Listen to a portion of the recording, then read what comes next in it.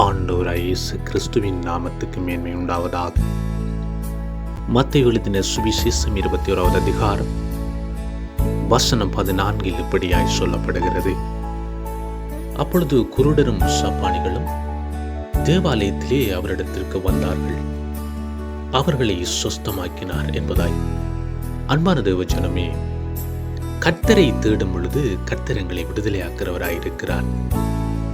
கர்த்தருடைய விடுதலை எங்களுடைய வாழ்க்கையிலே வேண்டுமானால் கர்த்தரை பின்பற்றி கர்த்தருடைய வார்த்தைகளை ஏற்றுக்கொண்டு வாழும் பொழுது கர்த்தருடைய ஆவியானவர் எங்களை விடுதலையாக்கிறவராயிருக்கிறார். ஆண்டவராய் இயேசு கிறிஸ்து உங்களை ஆசீர்வதித்து உங்களை பாதுகாப்பாராக. God bless you.